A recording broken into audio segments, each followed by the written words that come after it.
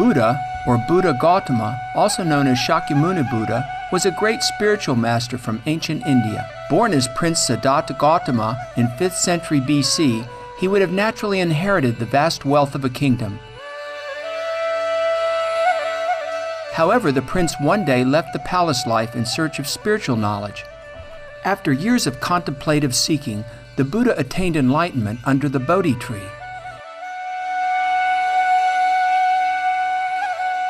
He then shared the merits of his practice by providing a method for other sentient beings to be freed from the cycle of death and rebirth. The rich treasury of Buddha's spiritual teachings on universal truths are studied and revered to this day for their deep wisdom and compassion. Today we would like to share with you the sage teachings of the Buddha, Chapter 1 of the Sutra of the Lotus of the Wonderful Dharma, also known as the Lotus Sutra.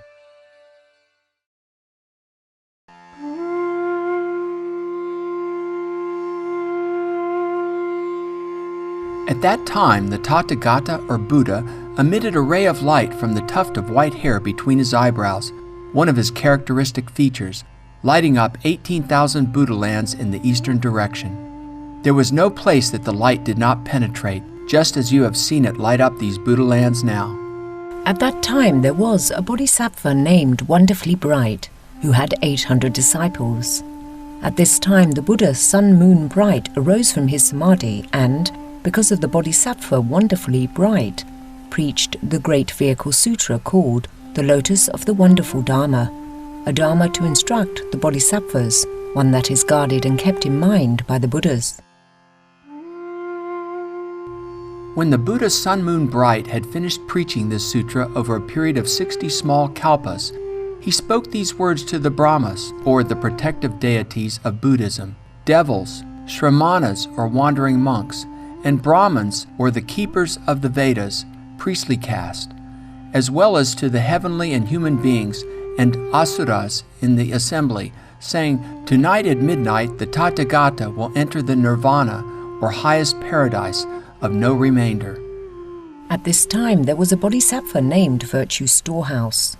The Buddha, Sun Moon Bright, bestowed a prophecy on him, announcing to the monks, "This bodhisattva, Virtue Storehouse, will be the next to become a Buddha. He will be called Pure Body, Tathagata, or Buddha, Arhat, or a person who has attained liberation from the cycle of birth and death, Samyak Sambuddha, or completely enlightened one." After the Buddha had finished bestowing this prophecy, at midnight he entered the nirvana of no remainder. After the Buddha had passed away, Bodhisattva Wonderfully Bright upheld the Sutra of the Lotus of the Wonderful Dharma for a period of fully 80 small kalpas, expounding it for others. The 8 sons of the Buddha, Sun Moon Bright, all acknowledged Wonderfully Bright as their teacher. Wonderfully Bright taught and converted them and roused in them a firm determination to gain Anuttara Samyak Sambodhi, or highest perfection. Those princely sons gave offerings to immeasurable hundreds, thousands, 10,000s, millions of Buddhas, and after that all were able to achieve the Buddha way. The last to become a Buddha was named Burning Torch. Among the 800 disciples of Wonderfully Bright was one named Seeker of Fame. He was greedy for gain and support, and though he read and recited numerous sutras, he could not understand them, but for the most part forgot them. Hence he was called Seeker of Fame. Because this man had in addition planted various good roots, however, he was able to encounter immeasurable hundreds, thousands, 10,000s, millions of Buddhas, to make offerings to them, revere, honor, and praise them. Maitreya, you should understand this. Bodhisattva Wonderfully Bright, who lived then, could he be known to you? He was no other than I myself, and Bodhisattva, Seeker of Fame, was you. Now when I see this auspicious portent, it is no different from what I saw before. Therefore, I suppose that now the Tathagata is about to preach the great vehicle sutra called the Lotus of the Wonderful Dharma, a Dharma to instruct the Bodhisattvas, or spiritual practitioners, one that is guarded and kept in mind by the Buddhas. At that time, Manjushri, wishing in the presence of the great assembly to state his meaning once more, spoke in verse form, saying, I recall that in a past age, immeasurable, innumerable kalpas ago, there was a Buddha, most honored of men, named Sun Moon Bright. This world-honored one expounded the Dharma, saving immeasurable living beings and numberless millions of bodhisattvas, causing them to enter the Buddha wisdom. The 8 princely sons whom this Buddha sired before taking leave of family life, when they saw that the great sage had left his family, did likewise, carrying out Brahma practices. At that time the Buddha preached the great vehicle, a sutra named Immeasurable Meanings, and in the midst of a great assembly, for the sake of the people, established broad distinctions. When the Buddha had finished preaching the sutra, he sat in the seat of the Dharma, sitting cross-legged in the samadhi called the place of immeasurable meanings. The heavens rained mandarava flowers, heavenly drums sounded of themselves, and the heavenly beings, dragons and spirits, made offerings to the most honored of men. All the Buddha lands immediately quaked and trembled greatly. The Buddha emitted a light from between his eyebrows, manifesting signs that are rarely seen. This light illumined the eastern direction, 18,000 Buddha lands, showing how all the living beings there were recompensed in birth and death for their past deed. That one could see how these Buddha lands, adorned with numerous jewels, shone with hues of lapis lazuli and crystal, was due to the illumination of the Buddha's light. One could also see the heavenly and human beings, dragons, spirits, many yukchas or nature spirits, Gandharva, a race of demigods, and Kimnaras or celestial musicians, half human and half bird, each making offerings to his respective Buddha. One could also see Tathagatas naturally attaining the Buddha way, their bodies the colour of golden mountains, upright, imposing, very subtle and wonderful. It was as though in the midst of pure lapis lazuli there should appear statues of real gold. In the midst of the great assembly, the world-honoured ones expounded the principles of the profound Dharma, or true teaching. In one after another of the Buddha lands, the voice hearers in countless multitudes through the illumination of the Buddha's light all became visible with their great assemblies. There were also monks residing in the midst of forests, exerting themselves in keeping the pure precepts as though they were guarding a bright jewel. One could also see bodhisattvas carrying out almsgiving, forbearances, and so forth, their number like Ganges sands, due to the illumination of the Buddha's light. One could also see bodhisattvas entering deep into meditation practices, their bodies and minds still and unmoving, in that manner seeking the unsurpassed way. One could also see bodhisattvas who knew that phenomena are marked by tranquility and extinction, each in his respective land, preaching the Dharma and seeking the Buddha way. At that time, the 4 kinds of believers, seeing the Buddha, sun, moon bright, manifest his great transcendental powers, all rejoiced in their hearts, and each one asked his neighbour what had caused these events.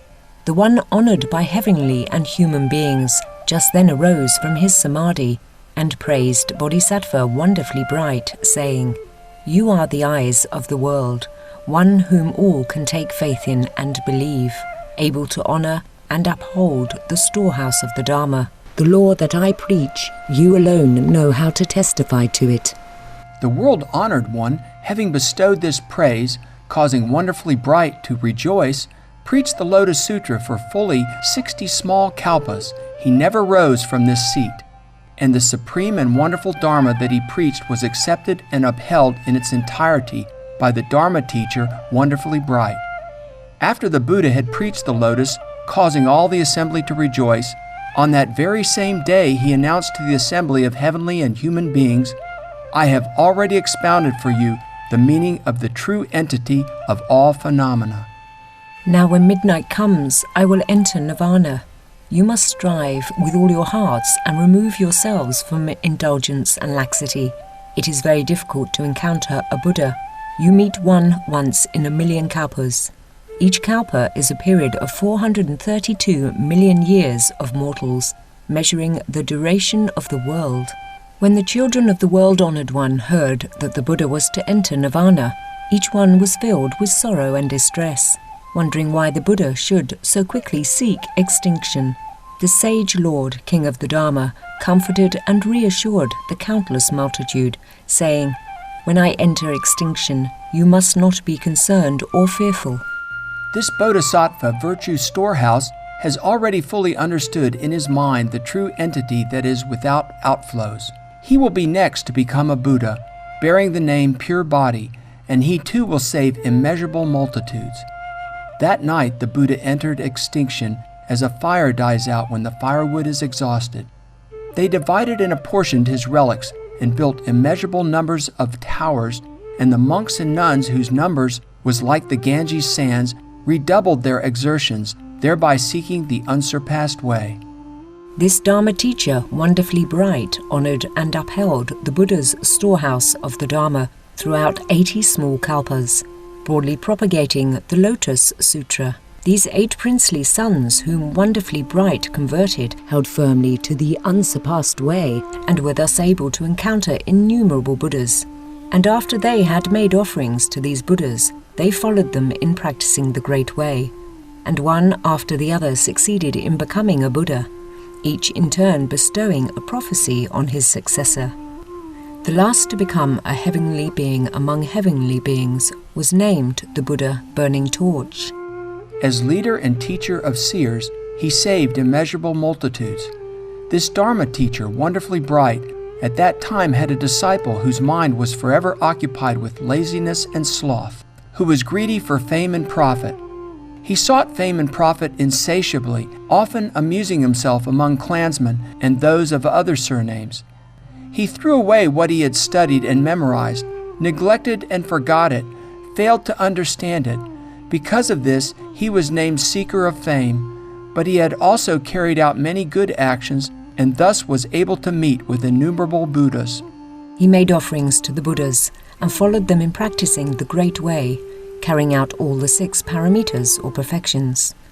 And now he has met the lion of the Shakyas, part of the Adichas, a solar race, and as descendants of the legendary king Ichwaku.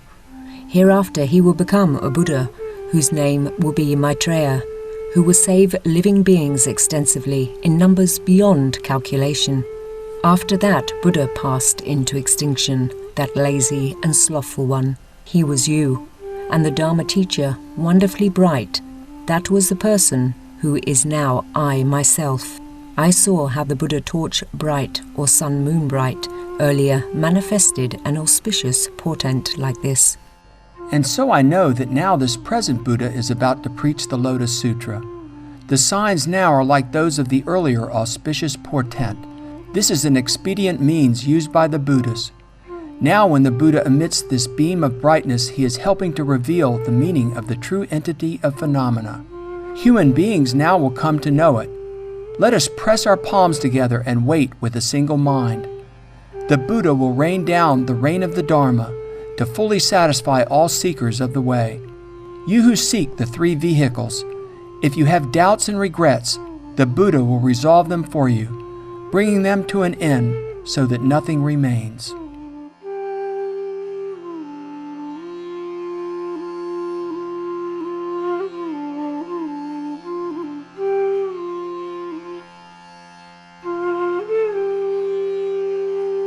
We appreciate your gracious company for today's episode of Between Master and Disciples. Up next is Planet Earth, Our Loving Home, right after noteworthy news. Please stay tuned to Supreme Master Television. Farewell for now. For more details, please visit www.suprememastertv.com/BMD.